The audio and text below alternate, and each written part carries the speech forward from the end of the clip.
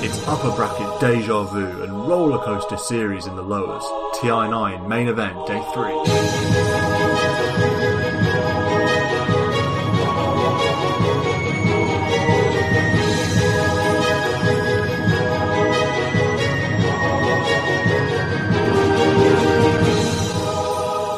Welcome to Thursday at TI and the third instalment of New Meta Podcast daily TI coverage. Another great day of TI dotes with 4 series, the last day of 4 series today. 2 lower bracket and then both of the upper bracket round 2s, or the upper bracket semi-finals if you like. Welcome back, Adam and Marco. Marco, welcome back. Somber pod. Yep, slightly broken spirit this pod, but we'll pull through. We've had an amazing day of Dota as well, though, to be fair, so that was good. Yeah. All is well that ends well, but well, can't be said for me. All hope isn't lost just yet. Exactly, yeah. There's still a chance for justice in the world. Yeah, you're going to feel worse tomorrow when RNG fly into the lower bracket semi-final. Oh, but yeah, not all is lost for EG.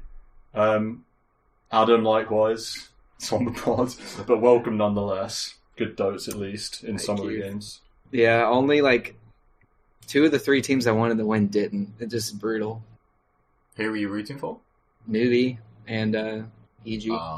Newbie. And you were rooting for Mineski, were you? Or... No, Secret. I was cheering for Secret. Oh, okay, so that's the one you got. I suppose not the ones you liked. The one I was happy about. Yeah, I was just like, it was good Dota. I wasn't happy with many of the outcomes. Yeah. Well... Actually, before we jump into the games, I'll spend a sec on content, because there were some fun content pieces today. I know the one that, everyone's favourite was the EG one, which is great. Also, they did a cool interview with LGD, I liked. I don't know if you caught that, Adam. They interviewed Ame and Chalice in Chinese. No, I didn't see it. Okay, that was cool. That was a good bit of content, I thought. It's funny, because Ame, he's really young. You expect him to... be like some dead, basement gamer. But him and Chalice are like laughing together, relatively lively, laughing together. Yeah. And it's so funny hearing them talk about Vici and how much they like love Vici, and they really liked watching them win the majors, and they think ROTK is like a god who controls their practice games. I mean, it's half troll, half true, but that was a cool interview. Like the best interview I've seen. Ooh, having said that, a great interview was Kuroki and Puppy at the same time. That was really, really good, and I think well worth a watch from the Dota TI YouTube channel. Cause when they're like, "Are we friends?" and they're like, "Yeah, yeah." Puppy looks at the camera, breaks the fourth wall. Puppy's too good in interviews. Yeah, it was really interesting though, because they talk about the history going all the way back to Dota 1 and meeting in 2008, 11 years ago, and then playing at TI, they didn't play TI1 together, but TI2, TI3, and then spoke about Secret, why that didn't work out, and then what they learned and from it. And really, really, really good interview. And you really get the veteran status really emanates from both of them at this point. Oh, absolutely, yeah. Because it's not even that they're veteran players, they're beyond that, they're ultra veterans. Yeah. The way they talk when it's just those two, it's almost like the inner circle of Dota gods of how they're talking about, you give the information and all your experience to your team. And it's not even, if you compare them to another player that's been around the scene a long time, I'd say, I don't know, like a No-Tail or like a Fly, 2 other captains. I feel like Kuroki and Puppy are just a whole nother level of just... Well, they've been in all of them. They are. Exactly, there you go. And they say the drama of Fly No-Tail, that's kind of equivalent to what TI5 Secret with Kuroki and Puppy had. So 4 years ago, and then like both Puppy and Kuroki were saying, from that kind of drama, the superstar team with too many egos, blah, blah, blah, they learnt so much from it, then they left. Kuroki, builds his own team, wins the Aegis. Puppy keeps building his teams, keeps building them, and yeah. So they are kind of a tier above... Well, not necessarily tier, but like you say, they are their own kind of echelons in the Dota universe. They're the only peers they have are each other. No one else stacks up to them. Yeah, that's what I'll put. Yeah. And then the EG Dust of Appearance, is that is that like the name for these content pieces? Was the OG Holiday Desk appearance? Do they have one for each team or something? It might be. I think it's also like a play on True Sight. Right, yeah. Yeah, like a mini True Sight, yeah, I guess. Who was your favourite EG player's cameo in that? It should be obvious, I think, for me. Crit for the shoulder. Crit, shoulder, yes. Shoulder check. Check. That was really funny. I love the way that they... one of the things I like about EG as well, and especially from that, was like, they're not afraid of... They just embrace the meme of it. That's what I like. Do you know what I mean? They just embrace the drama meme like bullshit from the shoulder stuff, and it's just so funny. That, and then Bulba with like hors d'oeuvres, and he's got McDonald's, just a bunch of burgers and fries on he's like a butler. Yeah. That's like some NA thing. That was like me and Marco had no... I don't know what that means. There was a big conversation on the panel about it. Did he not say orders? Orders, yeah. That's right. That's what... Hors d'oeuvres, like snacks. Like that's the French not a word. That's not... Is it a French word?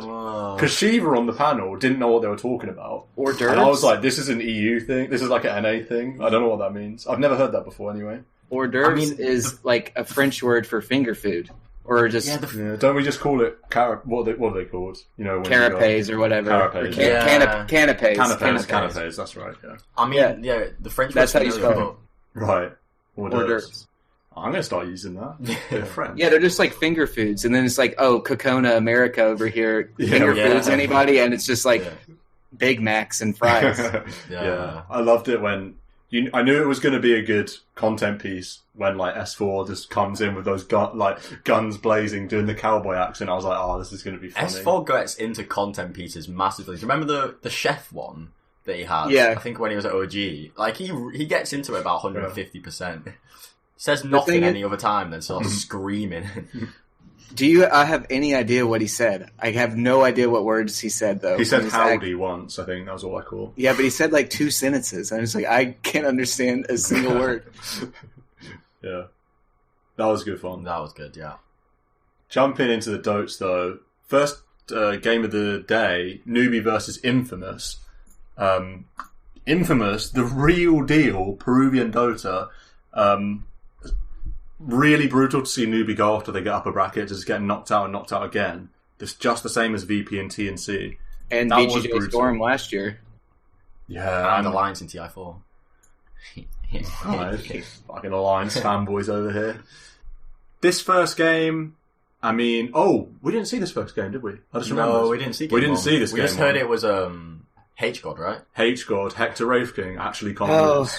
I mean, this series birthed the meme. It was a copy pasta on the Dota subreddit. It was like, you're playing Infamous. You don't ban Wraith King game 1. You lose. 15-minute raidy. What? Midas raidy, right? Yeah. Phase boots Midas raidy at 15 minutes. What? Did you? So go ahead. I'm sorry. Well, the meme is just you play against Infamous. Game 1, you don't ban Wraith King. You lose. Game 2, you don't ban Wraith King. They don't pick Wraith King. You win. Game 3... You still don't ban Wraith King. They pick Wraith King. You lose. Wait, that was a meme before this series? No, that's what the series. Oh, that's the meme now. I see. Yeah, it's just they didn't ban it 3 times and they picked it twice. Yeah, it's like with the newbie OG. Why are they not banning the other team's best hero that no one knows what to do against? It's their best hero on their best player. Yeah, you've got to ban. Come on. Yeah, he just went 9-0-4 as Wraith King. And 900 GPM. It's what you said. He phase boots Midas Radiance at 15 minutes, Blade Mail at 17, BKB at 21, AC at 24. The game ends at 25. It's insane. How on earth do you have 900 GPM in a 25-minute game? I don't understand how it's possible. He spawns the skeletons, right? And they don't die. And then by the time the cooldown's up again, he spawns 16 more skeletons, and the original ones are still going. Like, they just are all over the map. So he'll have, like, 2 cooldowns worth. It's starting to make me think maybe you just make it to where if you cast the spell, all the old ones die, because they're, like, farming all over the map for him. Yeah, it's interesting. We didn't see this game, but we saw the third game. This seems, I guess, quite stompy, just the fact that Wraith King is just never challenged in the game. But yeah, H-God. I love the way his name on Dota is I'm 34 years old, because me and Mark were having a discussion about how old he was. We couldn't tell. It was some South American, we're too culturally ignorant to be able to tell. He's not actually 34 though. Oh no, of course not. Yeah. Of course not. He's probably 19 or something. I don't know. Yeah, I'm sure, it was just like, this first game was a really good illustration of the other 4 heroes for Infamous running around like madmen and just killing everybody, and then Hector is just TPing from shrine to shrine, farming the jungles in the lane, and just back and forth. I think Pylai died in his jungle 4 times in a row or something in the same spot, just poor Elder Titan with no boots.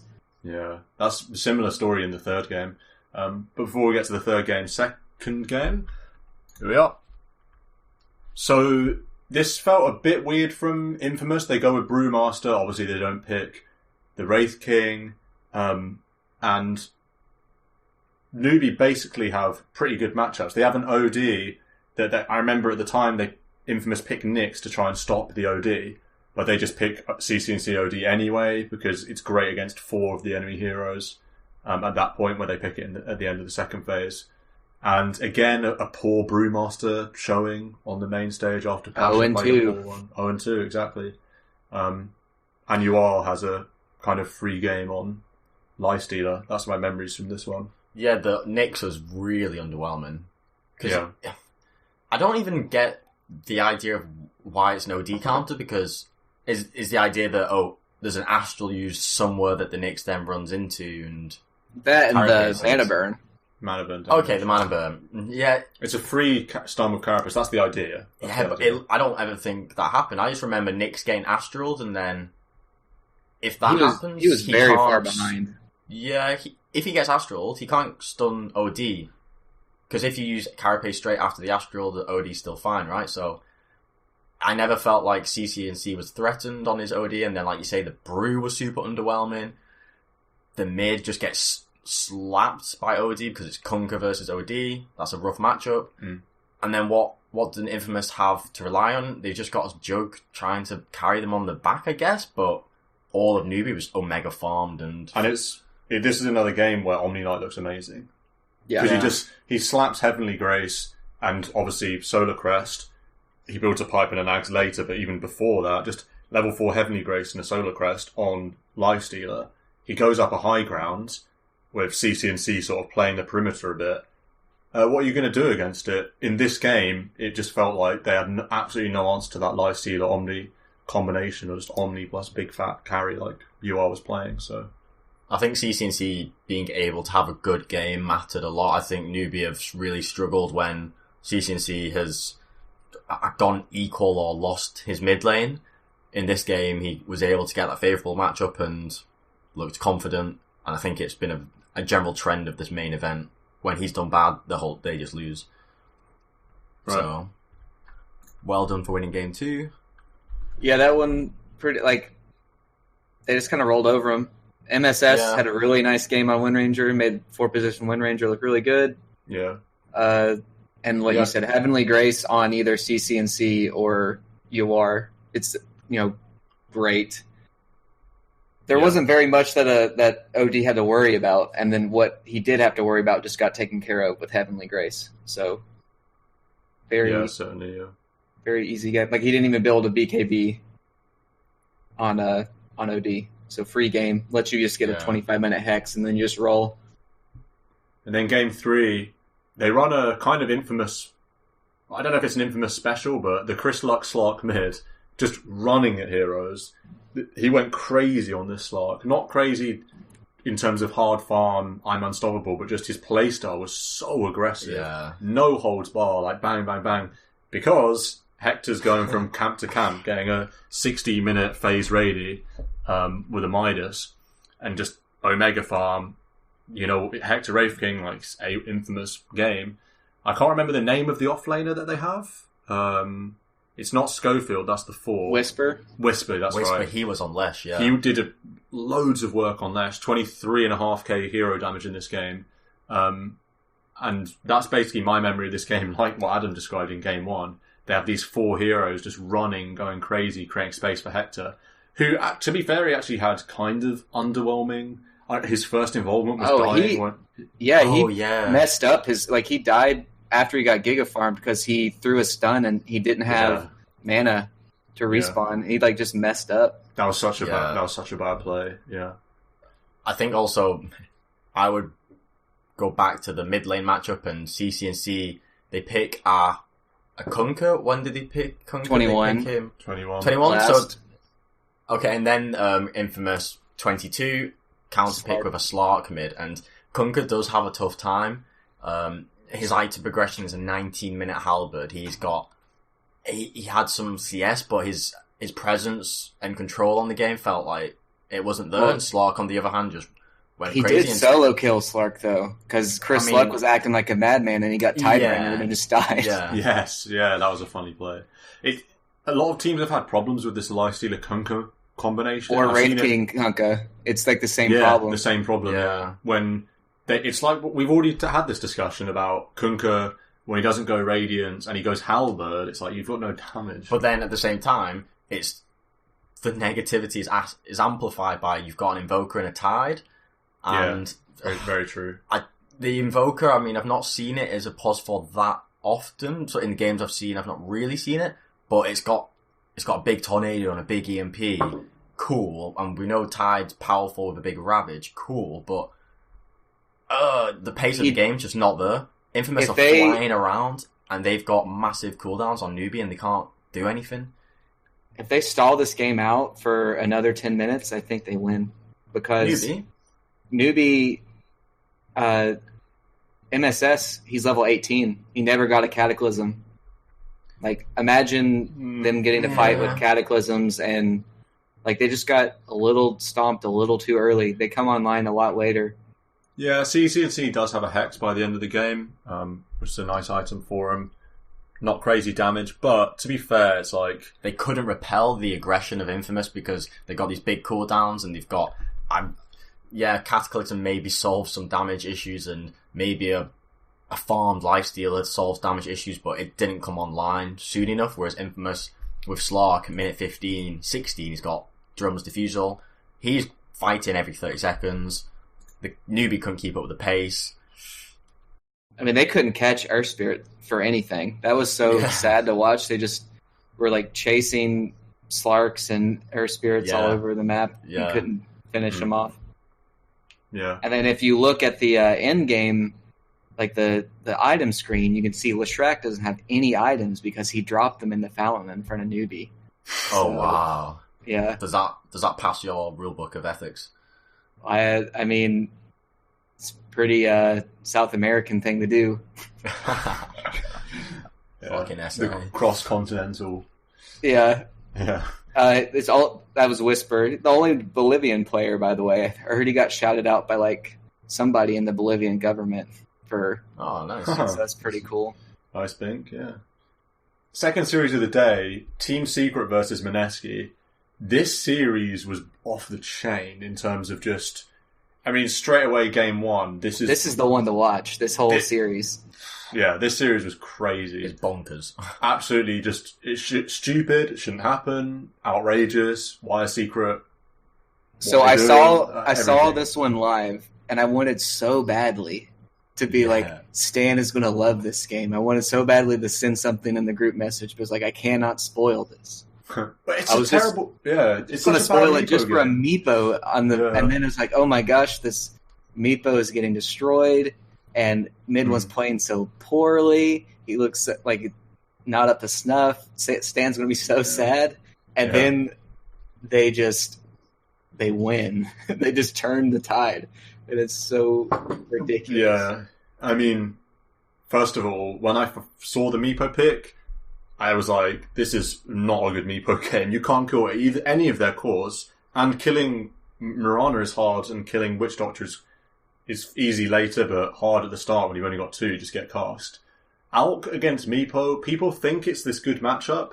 I used to think it was good as well, but then in my deep Reddit Meepo subreddits that I'm an active member of, talking about Meepo strats on True Dota, it's actually not. I don't like it anymore. because Alks just farms too much. You can't contest him in the lane, really. Like, when you get level 3, you can. But he'll just go back and farm. Yeah, he goes back and farm, and he gets a BKB in this game at 15 minutes with a 10-minute ready. And at that point, you can't kill him. And 15 minutes in, Meepo's going to have an E-Blade if he's doing very well. And this game, mid one wasn't. He got an E-Blade after the BKB was finished on Mineski Moon's Alchemist.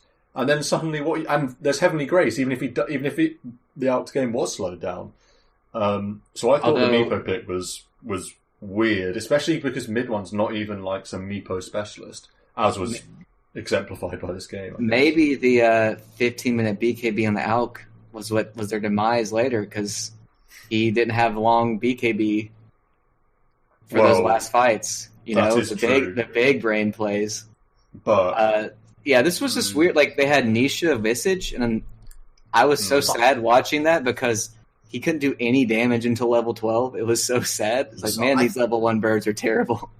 We're Secret drafting the Visage for mid, though, right? Yes, and then that's what we think. And then the Alk appears last pick by Mineski, and they go, we can't put Visage mid anymore. Okay, well, that might be what the plan was, but I'm just saying level 1 birds is bad. Oh, yeah, definitely, yeah. I think that was the adjustment, but it was bad. They definitely want Visage on mid 1, and they want to pick Nisha, the hard farm, and then they see Alk on 21, and they're like, oh, wait, they've got 3 melee cores. Let's pick... They think it's like a free Meepo game, but it's really not. So they go for this Meepo, and then they put Nisha on the Visage. But it's not as if Nisha can't play Visage, or else they wouldn't have done it. You can play it, sure, but... I thought that was a Nisha special, was a Visage. Oh, maybe it is. I don't know, but its pressure was non-existent in the side lane, and its farm was non-existent. It was. I think they just wanted to take... They wanted to take racks at 20 to 30 minutes. You know, like that 22-minute, just break the base with Visage, tied back up and a Meepo. And, you know, that was in the predictions for when you make guesses on if you watch live. And it ended up being the opposite. They got raxed at 25 minutes. It's like, oof. The Mineski MVP was Ninja Boogie on his dock, POS 5 dock. His roaming and the amount of kills he made happen with him and Alk in particular, finding the Meepo. He was level 6 at 7 minutes. He did on a 5 position. It made solo killing heroes with level 3 Maldict and the dock ult. It was incredible how much work he did on that dock. Yeah. Let's be real, though. This game was an insane throw from an SC. It was in the bag. This is the worst throw I've seen of TI so far, I think. So I guess we haven't told everyone it's a mega creep comeback, because what happens is they take all the they take megas at like 34 minutes, and then, you know, they keep fighting. They don't even keep fighting. Like, Secret cleans them up, and then they just, you know, they have that one push where they got to try and make it happen. And they go mid, and they just take the tier 3 and then go to the tier 4s, kill the stragglers that have buyback, and then they just end. And we checked because the so there was megas, right? And the other 2 lanes, so the push down mid, the other 2 lanes were pushing in to Secret's base, and they did lose both tier 4s while they were pushing middle, and they were getting their ancient hit by some mega creeps, but I don't think it was, you know, that close. They probably had like 75% on their ancient, but megas do, you know, push it fast. But they pretty comfortably took the 2 big blunders I see from Mineski executing that final minute is that they get megas, and they don't just reset and chill, which wait for megas. You really should do. Wait for megas to kind of overflow the base. To spawn, yeah.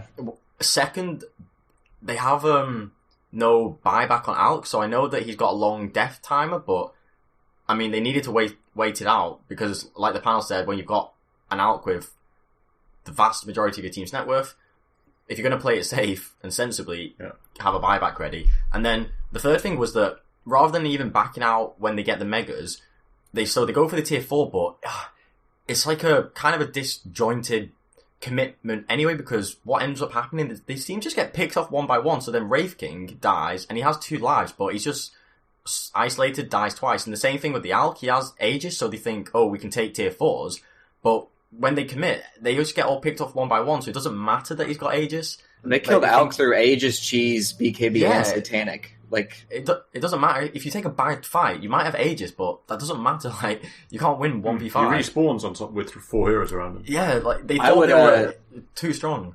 I would suggest everyone just go to that point in the game and like watch that hold and then the push down mid, because that last fight that Secret has to like save the base is insane. Especially if you watch it slowly. All the like solar crest and like mid one hexes KP Omni Knight so they can't help Moon and they kill Moon, and then like mid one's like E-blading a Meepo that's really low, and just all this spell stealing from Yapsor and all these bird stuns. It's really, really insane to watch just how much stuff they had to do to keep their heroes alive as much as possible and to like make, you know, basically save the game, win the game. Yeah. And just to illustrate how much of a ridiculous throw this is, they not only... First of all, why is Out ever buying back in this game ever? They outscale Secret so hard. It's Visage Meepo cores against Wraith King Omni Out. Like, it just blows my mind that there's any sense of urgency at all. And then, you know, that's already... I know what's already been said. They won the game and they were 15k behind. There you go, yeah. Game 2... This is a Mineski win to reset the series at 1-1. Long game, 50 minutes. Another stellar performance from Moon on Lina. I've seen him play Lina a few times and it always looks great. KP on a super annoying Ench doing really good hero damage in this game as usual. A Nico Baby Void. This was quite a fun game, I thought. Second game, it looked like Secret were going to... Well, actually, I guess they were just way behind the whole time. Secret almost get it back at the end. They reduce what's been like a 20k lead. Right before the end, they reduce it back to basically I even. thought Secret was going to win. So they won game 1 15k behind. I thought they were going to win game 2 15k behind as well and just win, you know, 2 games down 30k is what it kind of seemed like. It seemed like it, yeah. There was a lot of scary. buybacks that made it even after that. But it was like, damn. Secret is only comfortable playing from 15k behind, it seems like. Yeah, I remember this one now with the Nico Baby Evil RTZ Void. They were crushing it, yeah, but then there was literally a period of time from 30 to 45 minutes where no Chronosphere was used. And I don't know if Stan remembers, probably, but I was whining so hard every minute, being like... Use Chrono on anyone. Just get a Chrono down, just get these kills happening, keep the pressure on. But Mineski kind of choked a little bit in that they started doing the classic TI... of I'm going to be hesitant. They just lost the game before to being too gung-ho, so they completely flipped the other way and they're playing insanely passive in this game. Like you say, not using Chrono, and they had really good game scenarios where, say, mid one, Yapsor and Puppy all don't have buyback, and they have all their buybacks, and yet they don't force the issue at all, because I think they're just scared, especially after what happened to them in game 1, so... it really did feel like it was a matter of time before Secret just win a big fight and get out ahead. I don't think in the mid game you can be throwing out Chronos that same way you can in the early game though, because a team like Secret is going to know that you can buy backwards down, and then you just. I mean, if you tie your Chrono uses with like a Roche or something, it's worth. But it was. But they didn't have buyback on cores, and they still were playing. Okay. Well, that's different. Yeah. Yeah. But also, so 33 minutes, Void has his MKB picked up, and he has Mjolnir. This guy's DPS is beyond... It's insane, is crazy, yeah. Right? And it literally doesn't use Chrono until, say, 45 minutes. And so, from the moment you get an MKB, you can solo PA. I mean, you can solo Storm. You've got the damage to kill heroes in your Chrono, but then as every minute goes by, once you get to 45 minutes... You've now got a PA who's picked up an Abyssal, and he's picked up a Satanic, and now, do you know what I mean, that relative strength diminished massively over that period where Mineski were classic TI, conservative, tepid, bit nervous about making any play, and to me it really hurt them, but then, fortunately, and I mean, I agree that I think Secret were going to clinch it with the Nisha getting omega fat, but then Nico Baby did pull it back in this base hold, at the Radiant The Throne. It was a 3v5. crazy hold. Oh, to be honest, it was also pretty sad because Yapsor stole Chrono, and when Nisha blinked on Moon's Lina, Yapsor simultaneously chronoed the two. And Yeah, that was so bad. That did happen. But the thing is he had two really sick steals before that of Chrono. So it's like, damn, the last one ended up not being the best, but those first two like saved the game, kind of.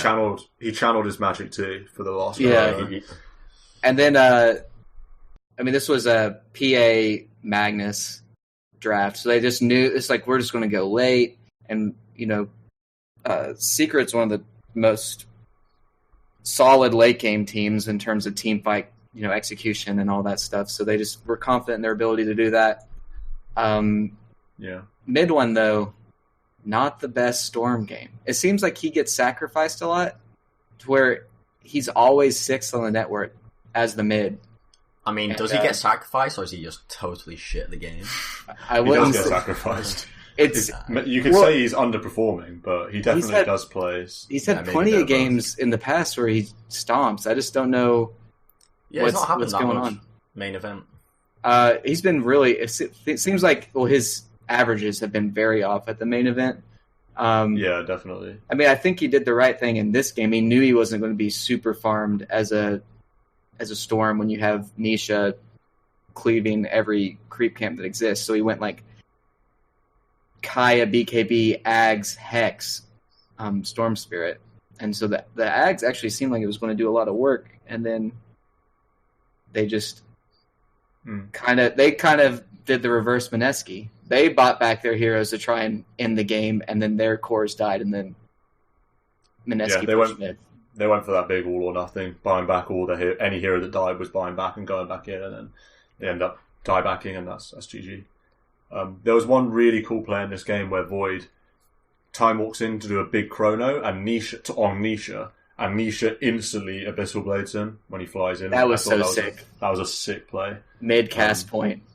Yeah, that was so cool. Yeah, that was so scary at first because they went on the Enchantress, which is like the name of the story for the OG series is don't initiate on the Enchantress, right? Yeah, and for sure. The same thing happened here. It's like, oh no, Secret's going to go on this Enchantress. She's going to live. And yeah, it's like a bait. Nico baby time walks in, mid chrono animation Abyssal, and they pop them. And then they just win. Fine. Yeah, and game 3, Mid one actually had a good game in this on the Tiny. I know he was near the top net worth for a while. Nisha Void feels good again. I thought Puppy played well on ET, some big stomps. But this game was very back and forth as well. This is another 45-minute, very low kill score game, but, well, I suppose reasonably, not as low as we would see later in the All China upper bracket series, but in the end I felt like Secret were just the better team in this third game. It felt a bit more like they'd found some normal-ish playstyles after effectively losing 2 games in a row, let's be real. Yeah, it wasn't as swingy as the first 2 games, but it's probably still closer than Secret would have liked, definitely would have liked, and also what you would expect, because it was a very competitive game, like you say, maybe 8-10k lead to Mineski at one point. They've got Wraith King Core, Crop Core, doing decent bits of work, but then I think Nisha on his Void did pull through some big engagements, and then, like you say, they kind of squeezed out on top. They were getting a lot of farm on their 3 minutes. Secret had a 9k lead. Oh, they had, and the Ogre getting those Midas multicasts. The multicast Midases, yeah. It was a close game, yeah, but Secret kind of fought that little bit better, used the spells that little bit better, maybe. So, yeah. Secret had a 9k lead at 30, and then it ended up being a happening otherwise in that game, I don't think. Tiny got a 14-minute or 15-minute first side of Mags. That was pretty cool. Oh yeah, that was cool actually. I remember that. Weird one. And then they have the seems like a bit of a combo is the Chronosphere with the tree volley. Yeah, that's definitely a combo. That's definitely a dirty combo. Yeah, sure. Popped Moon a couple times for sure. Zai was a god gamer this game on Omni Knight just with Heavenly Graces and heals, and the 4 staffs in this game were insane. I just that's some of the best part of Pro Dota is seeing teams use the 4 staff to save heroes up and down hills and stuff.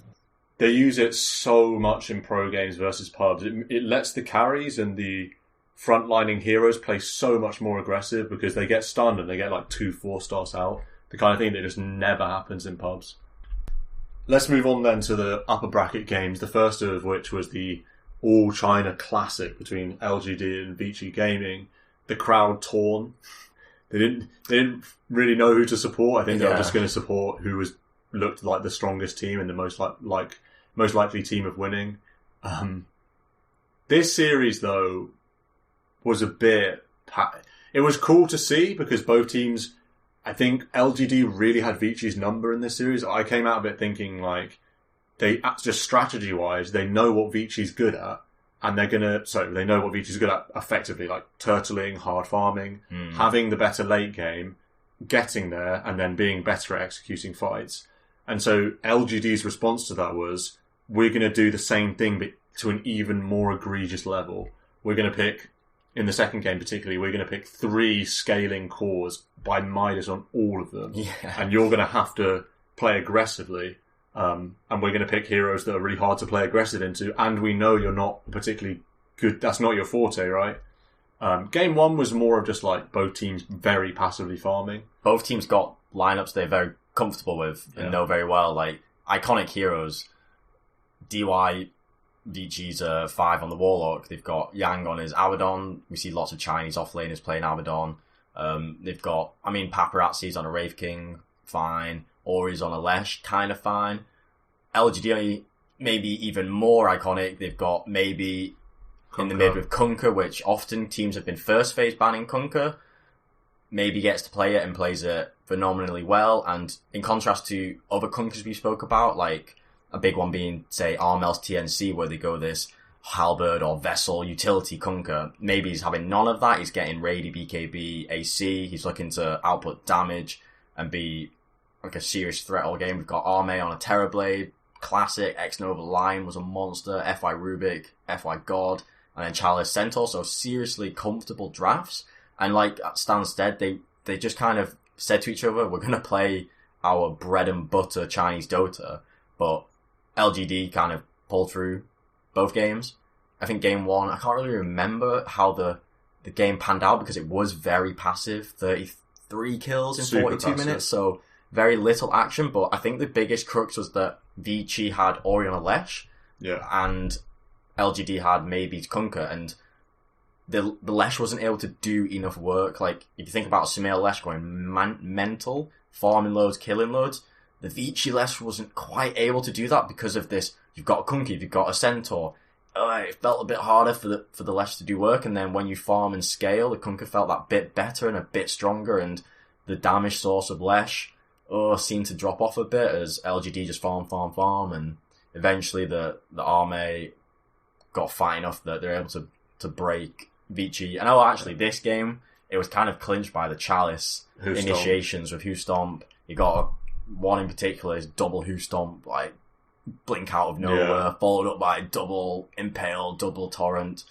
That kind of clinched it. So it was a very kind of knife edge, small action. I think you got it right with the Lesh, because when you're playing this Chinese Dota, like, we're going to get loads of farm and then we're going to clash heads with our preferred lineups and just execute at an impeccable level.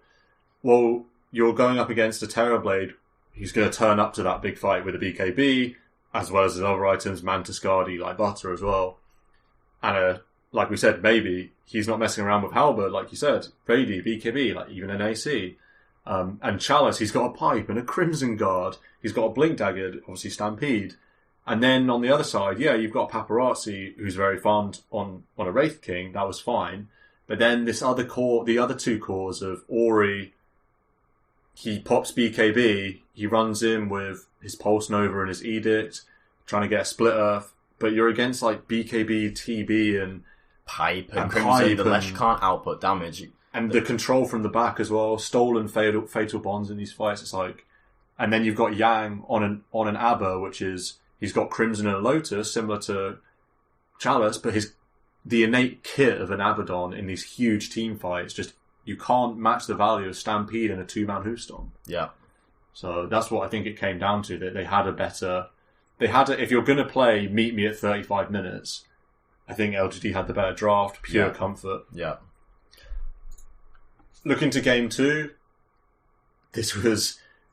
So game 2 was LGD going, we'll play the Vici bread and butter of kind of snowy farming. Like Stan mentioned, in this game they had 3 cores all getting minus before 10 minutes because they're all mechanically amazing players. They weren't punished in the first 10 minutes and were all able to grab quick minuses. So we're like, why don't we do this? We've got Spec, DK, Ogre as the 3 cores. We are tanky motherfuckers. We're just gonna farm and get fat to a point that the Vici side, which went to more uncharacteristic magic damage, ganky kind of heroes like a Sand King and a Potem and a Lion, we're going to get to a point where those heroes can't kill us. And that's exactly what happened. There was a bit of a rocky point, maybe in the mid-game, where LGB were a bit under pressure, where the items hadn't quite come online, but literally as soon as maybe finished his BKB at 21, so he's got minus BKB, Spec's got... 2 braces as well. Yeah, 2 braces. Spec soon gets BKB, but these item timings that once hit, magic damage on Vici is totally nullified. Even after that, they've literally got about 3k HP on every core. Vici just did not have the firepower, and even outside of the cores, it's like we've got these super tanky cores. It's like, we've also got Ice Path, Macro Power, and Echo Stomp if you are going to try and play aggressive. Yeah, try and fight into a choke. Like, what are you going to do? Like, we've got 2 supports that are incredible... Crowd control, yeah, exactly.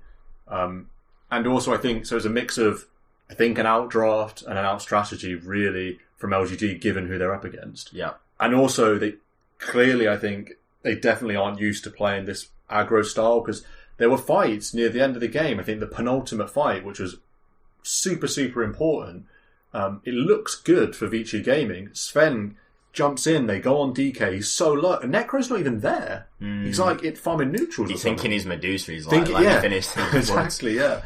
Or he thinks he's Medusa, but he's a Necro, and they have to get this Reaper's Scythe off to blow a hero at the start of the fight. And they've Greaves as well on Ori. Hugely, hugely important. So the game was basically on a ticker they were on a timer on Vici, and in the end, the timer ran out, and because LGD drafted heroes that's incredibly hard to fight into in time, especially if you've got the kind of heroes that Vici have. They have a Sven, he's a type cooldown dependent hero. They last comment, Vici open with Potem and Sand King in the first phase, and I know EG have done that, run it with a lot of success, and Sand King Potem as an opener is a very strong 3 and 4. You look to get lots of kills if your combo, lane pressure is very good. You know what to expect with those heroes, but then LGD just went, we don't care about what your obvious strategy is.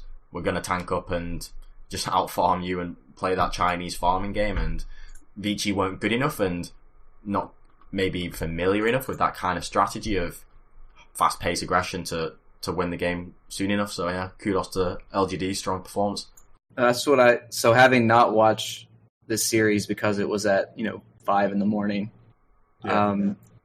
Just looking at the draft, what you said, open with the Mirana, and then I think they just were like, okay, we'll just pick all the tanky heroes, and then what does a Mirana do against an Ogre, a Spectre, and a DK, and then a support for you to go on as Jakiro? Like, there's nothing you can do as a Mirana in this game. Yeah.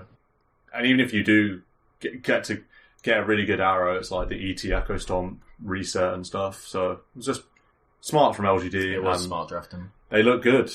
They look like a team that knows what they're doing, particularly, and they look like a team ready to ruffle some feathers, particularly Vici. I think they definitely had their feathers ruffled. And that sets up the same upper bracket final as last year. EG versus OG then. Game 1, OG gets stomped after... This is the first proper loss they've had all tournament after they did so well in the groups. Man, this first one wasn't even competitive. I mean, Adam, what did you think when you were watching this game? It was at 6 a.m. I woke up and I got to see game 2, like the start of game 2 and then game 3. Oh, okay. Yeah. You should watch this one to make yourself feel better. I was going to say, watch this to pick yourself up, because EG seriously schooled OG, and OG have not lost many games at TI, 2 before this? Yeah, 2 games in the groups. One doesn't count because it was like a techies game, yeah. So they're not familiar with losing, and this game they got slapped super hard. Sumail was leaner against Topson's Invoker, and I mean, I don't know if it was First Blood, but he was killing him. Earth Spirit Crit was phenomenal, making plays across the whole map. RTZ, Terrorblade farmed very well. Cool. S4 Ench, as we will speak about, Ench was very much the pick of the series. So, a very classic EG, smashing lanes, outskilling some lanes as well. But then OG, I don't think really helped themselves. They had this no-tail Treant on the 5 that was pretty much useless. Might as well just DC'd. And then the lanes matched up really poorly for OG, so they had this Earthshake and Mad. Earthshaker solo against the Ench. Against Ench, so he's just getting... Seb does well in the lanes. Yeah. He doesn't do anything in the game because no one on OG do anything. But in the lanes he does well doing weird creep cutty stuff. Yeah. But even then it's like, for what? You know when what the Ench gets a free game, as we see in game 2 and 3, the work she does and the tankiness she gets, it's just crazy. So EG were very happy that S4 had that kind of game. Sumail was schooling mid, the off lane and crit on his Earth Spirit just kills around the whole map, and it was seriously like tier 1 versus tier 2. Yeah. It was just so one-sided. So one-sided. They won every lane comfortably. And you can't lose your lanes against EG. You can't lose your lanes in Pro Dota. You just can't lose all your lanes. Yeah. Sumail was so far ahead of Topson because not only is it a favoured matchup, on top of that, it's Sumail, and on top of that, it's Crit Earth Spirit who's going to pressure mid super hard. Topson just had no game at all in this one. And that's so important for a Topson Invoker because he's not even going to escape to the jungle and just farm with Forge Spirits. You know, this guy has to have a good game on Invoker to be able to do work. Ana was kind of PA without a mag. It just felt bad putting Ana on a PA that's AFK the whole game, but it didn't matter in the end because they just got slapped so hard. Maybe if Ana was a Jug and he's able to withstand this magic damage of Lena, CM, Earth Spirit a bit better and able to have a bit of kill potential with Jerax Grimstroke in lane, maybe the game could have been a bit better for OG, but... And the nail in the coffin that really just exemplified it was Ana finally gets Battle Fury, Deso, BKB finished at 26 minutes. Well, guess what?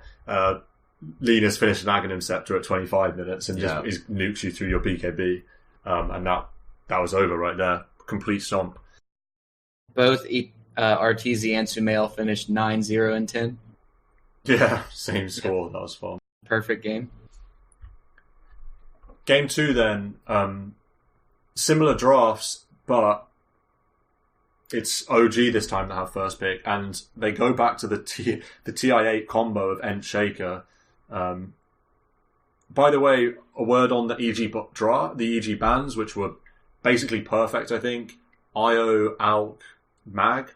The awkward thing about OG, I think, is now that we realise how insane Ench is, Mag, IO, and Alk, and Ench, those 4 heroes, they will first pick, and you have to give them one of them.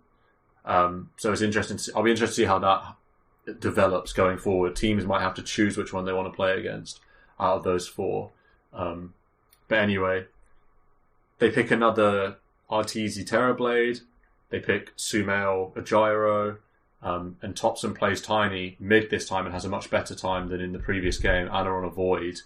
And quite a cool last pick, Oracle. Adam, what do you think about this game? Well, it was really close. Sumail was balling out. I think he was like 7-0 and something at one point. Yeah.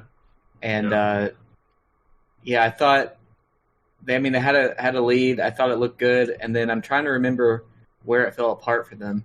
If it wasn't that Chrono around the Roche pit, right? Was the turning moment? That was that sealed the game.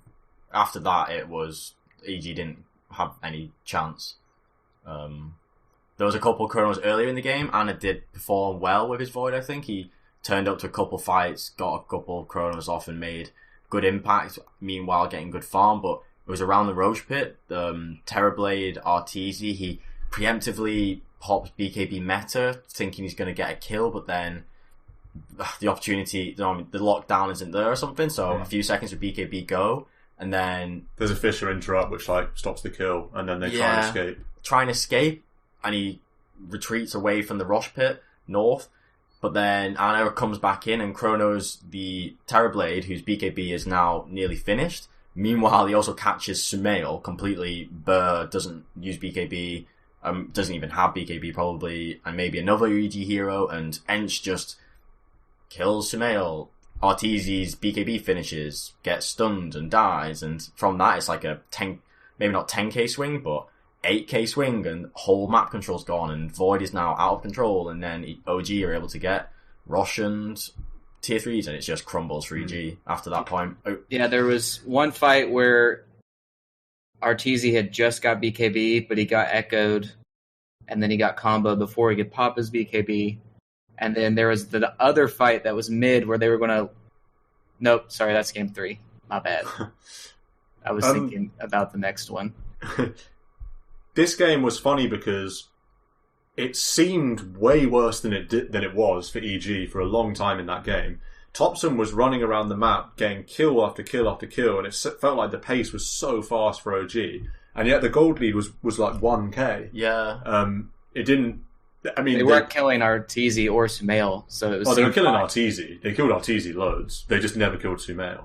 So Sumail had really good. I guess on Gyro. Early they killed Arteezy, and then there was a period of like maybe 15 to 20 where he was just jungling, and then it became like S4 died a whole bunch, so he didn't really get a game. Yeah. They killed Arteezy 4 times pre-10, but then after 10 they didn't kill him for a long time.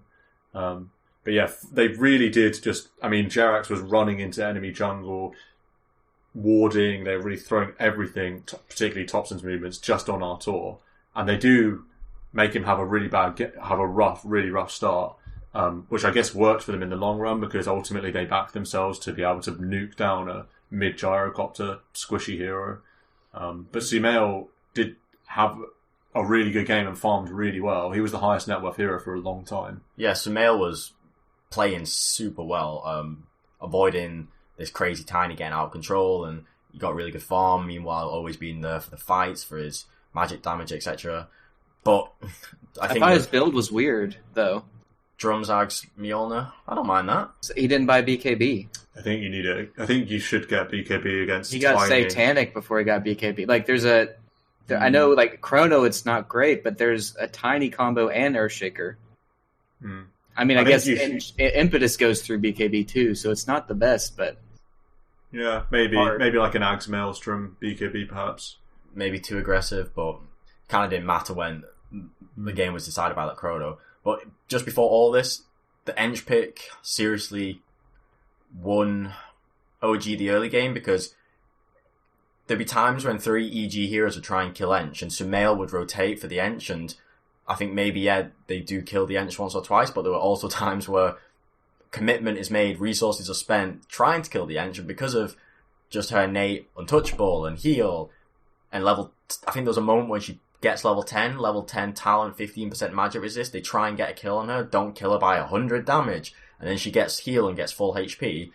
These kind of moments were just so critical, because EG spends so many resources trying to get a kill and achieve something and just don't. And then that kind of space for Ana to farm on Void, but also B, Topson to have a little bit more freedom to go on his Tiny, roam around and get kills, meant OG could have that momentum, which, if you look at game 1, Mad on Seb didn't need any attention on his Earthshaker, they literally just ignored him.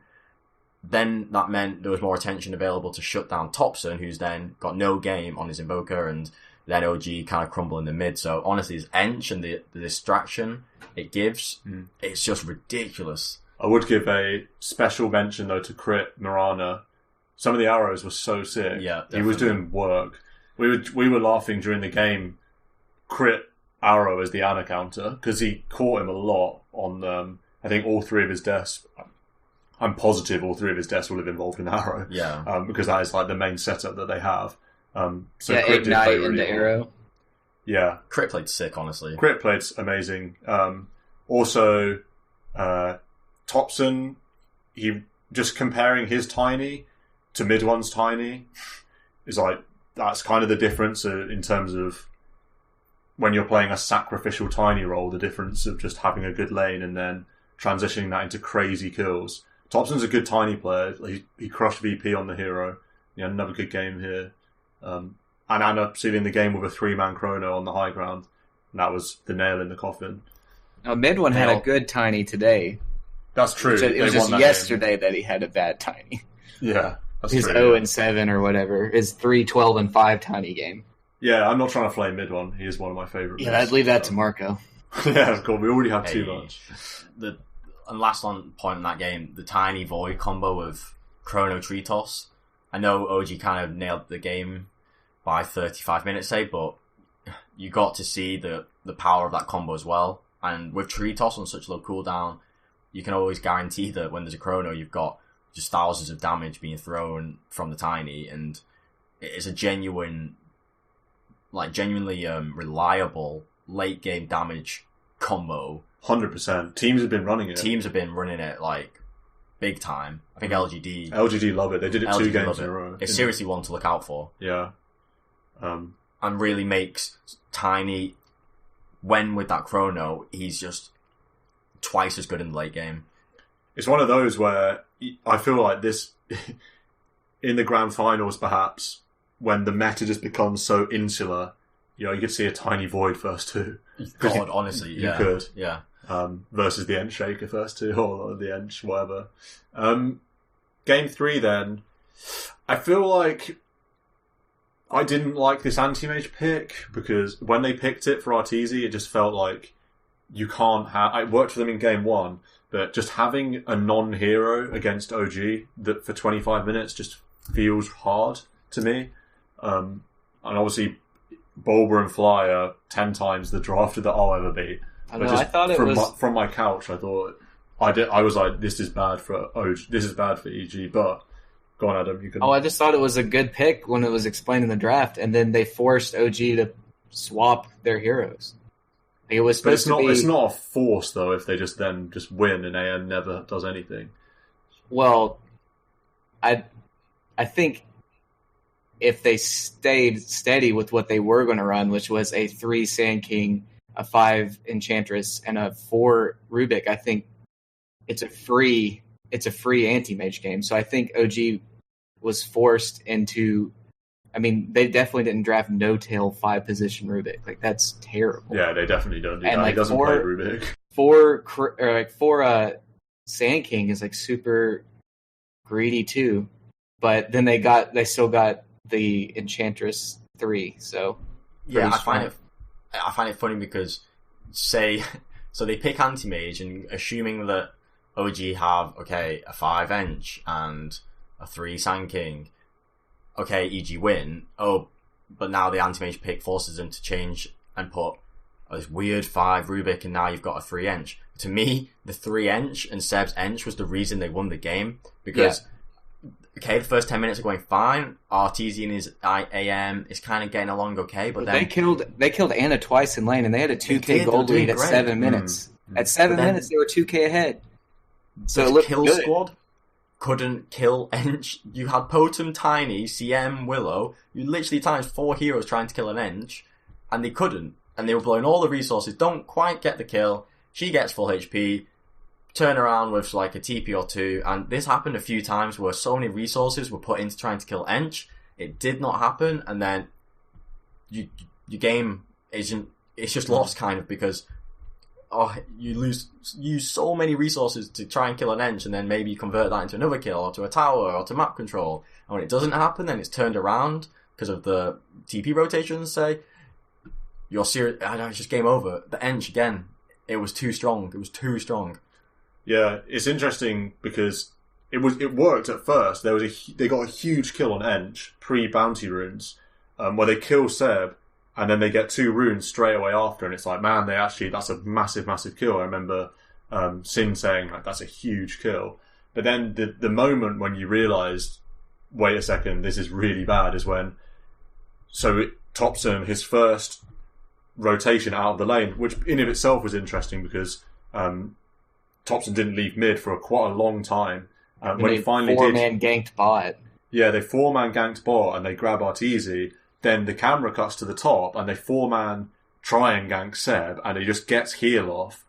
And they burst him with magic down to like 10%, gets heal off, and then with the untouchable they just can't finish him off with the heroes they have, the Mirana, a CM, and Tiny's already used his combo. Yeah, Sumail went level 1 leap. He went 4-4-1 build on the Mirana. So like max arrow damage. Yeah. And it still wasn't enough. Yeah, you can't, when leap is that low level, you don't have any reliable attack speed to hit an Enchantress. It's the correct skill build, but yeah, it's like they're just still not enough. It just wasn't quite enough, and I thought I've got to give OG some probs. I thought Topson had a really good Invoker game, some huge tornadoes, particularly a 3-man tornado in the first sort of skirmish around the bottom shrine for EG on the DotA. And then Seb, you can't fault him, but you also can't really praise him too much because he's on an edge. It's like, whatever. Well, there was one point, the one middle fight, where he won the fight just by tanking Arrow. Just by being a dumb hero in the middle. Yeah. They had EG